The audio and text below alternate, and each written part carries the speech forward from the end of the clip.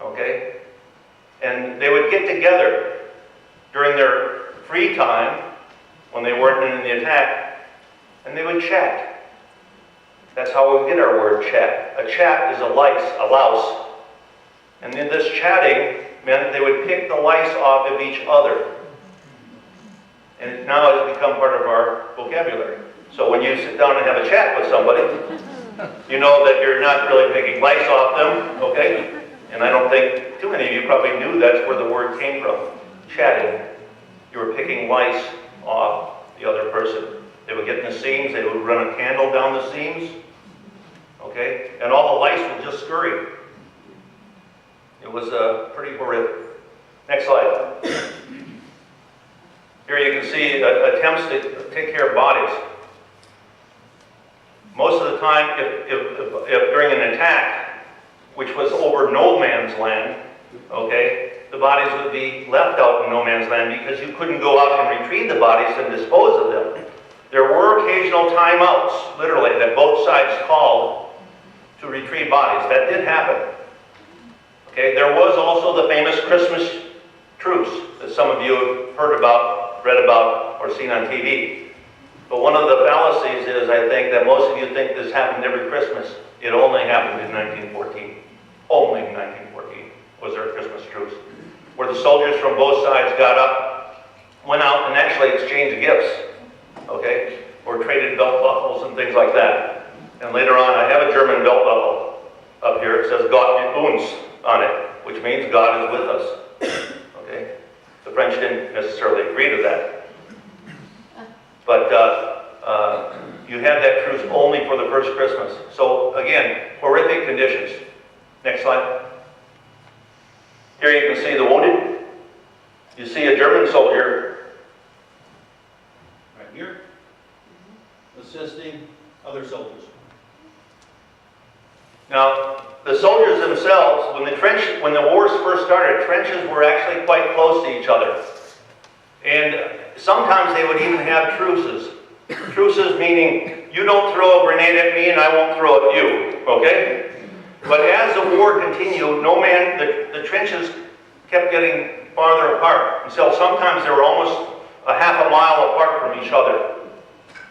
Initially, you know, some people would start throwing grenades. The first grenade, by the way, it's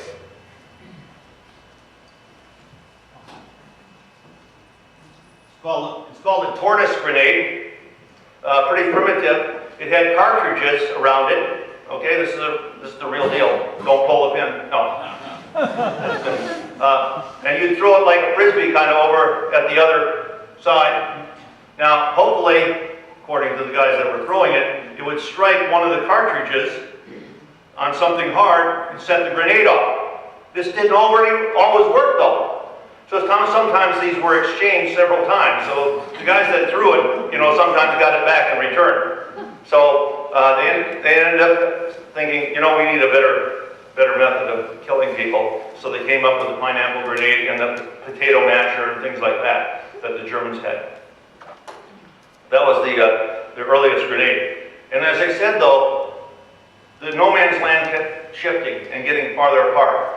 And there were so many bodies out there from the attacks that the most serious problem that many people had was not only the smell of being in the trenches, okay, from the bloating and rotting bodies, but rats. Rats were enormous. Some soldiers wrote in their diary they were as big as dogs. Now, I'm not sure that was true, but they were enormous. They would be in the trench. Regiments would have competitions about how many rats they could bayonet in the trench with them, okay? And I think I found one account that one guy got 33 in about a week. And he actually kept them because they had a competition. They would get an extra ration of rum. And by the way, before any attack, the French were given wine, okay, in bountiful quantities, okay? The English and Belgians oftentimes got rum. The rum jars, and the French used rum too sometimes when they could get it. The rum jars were made out of ceramics, and on the rum jar was the initials SRD. and this meant supply reserve depot. The soldiers, however, called it soon runs dry, or seldom reaches destination, okay? Because obviously rum was looked upon as a very, very great thing to have. Next clip. Here you can see the Western Front from 1915. Again, you can see it's bent all the way from Belgium, and Verdun is down here. This is Verdun in this area. This is where the French will put up tremendous resistance. Verdun is probably the most famous battle for the French. The guy that stops the Falkenhayn offensive at Verdun is a guy called Marshal Pétain. Now he will later be vilified in World War II as a traitor. But I think you'll understand a little bit and have some empathy for him in that he saw tremendous attrition taking place at Verdun. Because the battle goes from February until December with almost 1 million casualties. 1 million at Verdun. Has anybody been to Verdun? You know there's an ossuary there. An ossuary is a bone place for remains. There were so many French killed at Verdun and German intermingled on the battlefield after the war that they would take hay rakes to rake up the bones on the battlefield and place them in the ossuary, in the memorial. The battlefield still has bones on it. It still has the trenches on it. It still has the forts on it. The reason I was able to collect all these things, these cartridges, is quite easy actually. In the parts of France and Belgium where the battles occurred, particularly in France, in the Somme area. And the reason is because the front doesn't change for more than 10 kilometers or 6 to 7 miles over a 3.5-year period. And so there are millions of cartridges out there, millions, still out there. In the spring, when the farmers plow their fields today, you still have, because because 2/3 of the artillery shells went off, heavy artillery, 1/3 didn't. They were duds. You still have live rounds with live warheads on them being harvested, literally, they call it the iron harvest, every spring. And you'll see them as you're making your way in these battlefield areas along the side of the road because farmers have plowed them up and bomb disposal units will come and pick them up. They're there. 60 tons every year. Now this war occurred 100 years ago. So imagine, again, as I said before, 1 million shells just in a day, 2 days, 3 days. How many million shells in all? We don't know. But it's an incredible thing. And the front basically stabilizes and stays there almost the entire war until some things happen. Next slide. Here you can see, again, some fighting. Artillery was the king of battle. It's still called the king of battle today. Some of the shells from the big guns could travel 30, 40 miles. Big Bertha, named after Bertha Krupp, one of the daughters of the Krupp family from Germany, was shooting shells into Paris, more than 50 miles away from Paris. Imagine firing a shell as big as your washing machine, 50 miles. Next slide. And of course, this was the war of innovation. And there were many weapon systems that were used. Of course, the most famous was the tank, obviously, as you see in the picture there. And by the way, there were, not to be sexist, but there were male tanks and female tanks. Did you know that? A male tank had a great big gun on it, okay? A female tank, it just had machine guns. And they actually called them that. There were 2 male tanks and 2 female tanks in every tank squad. 4 tanks altogether, in every tank platoon, excuse me. Now tanks were, you generally used in a piecemeal fashion. Courcelette were first used in 1916 to assist in the attack. The Germans were afraid of them. The problem was, once they got down in the trench, they oftentimes couldn't get back out. Okay? And so they become very vulnerable. Many of them break down on the battlefield. They are not very effective. But both sides will eventually develop tanks. The Americans will have a tank also that looks a little bit differently than this. Airplanes were used for the first time, and most of you know, based on Snoopy and the Red Baron, okay? Or he's chasing the Red Baron on Richthofen, right? The great estates of the Germans. That airplanes were fitted with machine guns. Initially, they were just shooting at each other with pistols, and then they were taking rifles up, machine guns. Many times they would shoot off their propellers, okay? So they figured, we've got to do something about that. So they figured out, we're going to iron plate the propellers, and that worked for a little bit. And then the Germans, copied by the French, figured out how to synchronize the propeller so that a bullet would go in between the blades of the propeller as it was whirling around. And so there were a lot of combats in World War I, but it was generally to keep the other side from knowing what you were doing, observation. And so the fighter planes were fighting each other to see whether they could establish air superiority and be able to spy on the other side to know what was happening. And they used balloons also. And I might add, lots of balloons were used for observation. And balloons would be hoisted up right near the trenches, go up and take a look and try to come down before the other side could see them, to send an airplane that would shoot them down because they were very vulnerable, obviously. By the way, and I think this is something about psychology and warfare, pilots in the First World War were not allowed to have parachutes. Parachutes were there. If you were in a balloon, you were allowed to have a parachute. But if you were flying a plane, no. Why? It's too expensive to jump out of a plane because you might not really be in danger, okay? So we don't want these pilots just jumping out of their plane for no reason. Let's get them shot down, okay? We'll make sure that they're really in combat before. So parachutes were not worn by pilots. They were worn by men that manned the balloons. Okay, next slide. Poison gas. Poison gas was a big killer. The Canadians go through the first poison gas attack in 1915, but soon all sides are using it. The Germans, the French use it all the time. Now poison gas needs one thing to be just right. It's called wind. Because oftentimes poison gas was released based on an order to release it at this time, and suddenly the wind would change. Guess what? The poison gas that you were hoping was going to go over the enemy ends up coming over you. Initially, there were no protective masks, no gas masks as we know them in 1914 or 1915. The Canadians, and soon the French followed suit, and the Germans, realized that if you urinated on your gauze bandage, held it over your face, the uric acid would break down the gas.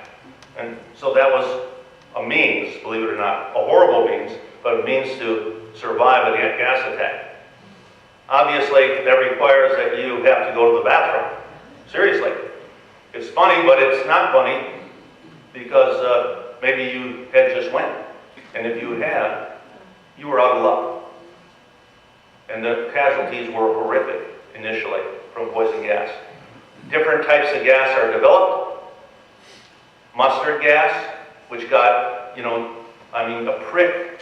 When I was a lieutenant, and it was one of my additional duties, I was an NBC officer, had to go to a school in Vilseck, Germany, and they wanted to show us just what would happen, okay, if you had some gas, okay, just a prick. And so they don't do this anymore, thank goodness.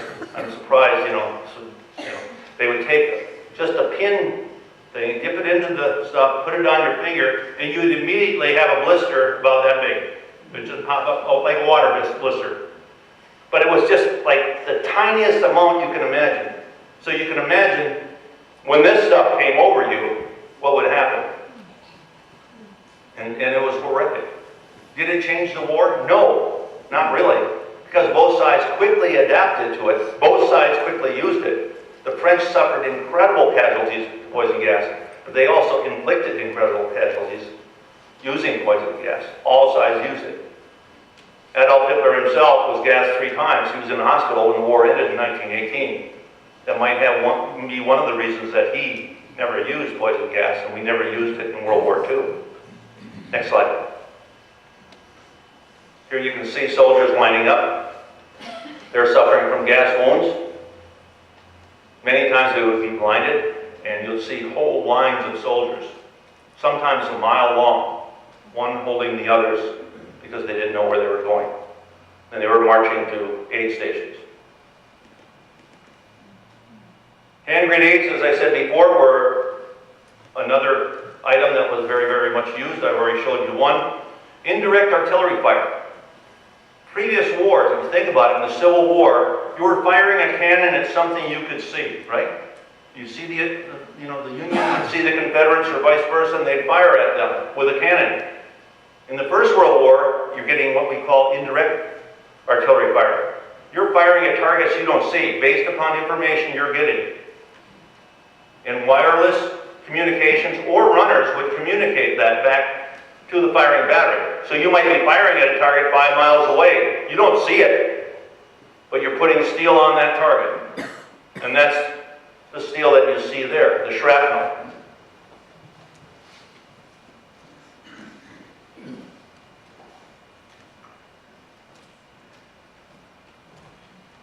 These are pieces of shrapnel coming off an artillery shell. An artillery shell would generally have anywhere from 100 to 150 pieces like this coming off of it. If it didn't explode just right, you got what's left up there. That's when the shell didn't explode properly. But generally speaking, the shells would explode and leave that. These whirring pieces of metal, as I said before, had a killing radius of 25 to 50 meters or yards. And I mean, they were just as deadly as a bullet. But not as neat, if you know what I mean, because they're whirring around. And if you haven't, and you want to later on, you can come up and hold them, but they're everywhere on the battlefield. But indirect artillery fire. The other thing that I think is important, this is the first war where machine guns were used absolutely extensively. And I can't tell you what a science of killing occurred with machine guns. It was horrible. Because you just wouldn't have machine guns put here and there. There was a science to it. And you would stake your machine guns. We still do that today. In today's Army, we teach this.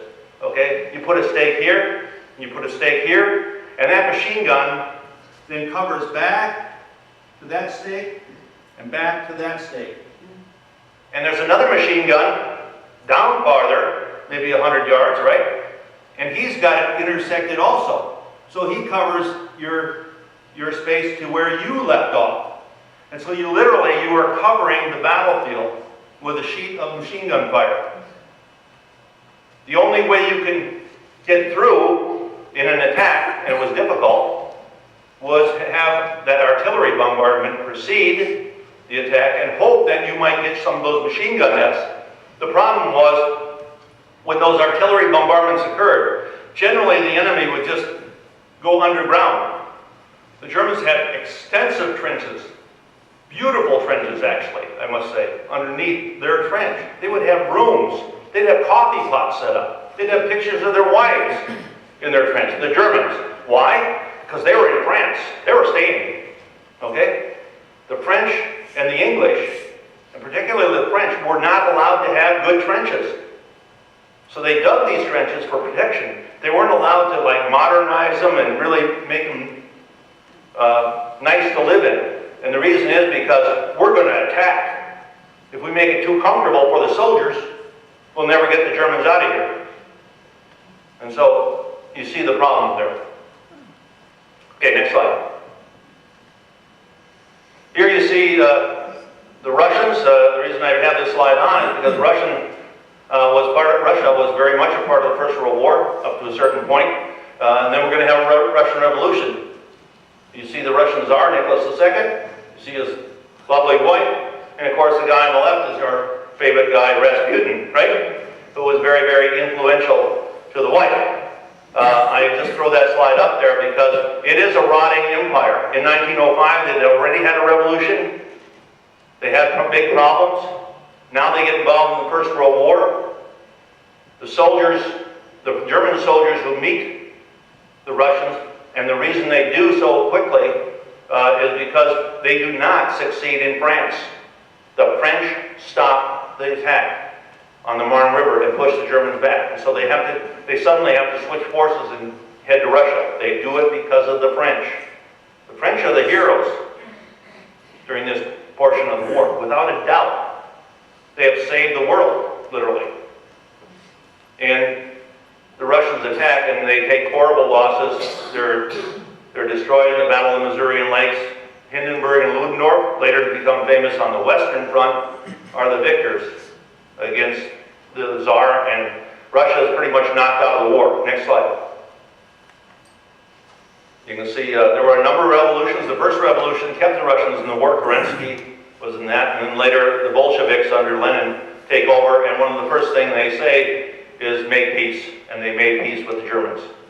But what do you think happens to the German army then, that so many Germans are on the Eastern Front? Where are they going to go? Against France. Again, the main objective of the German army is always France.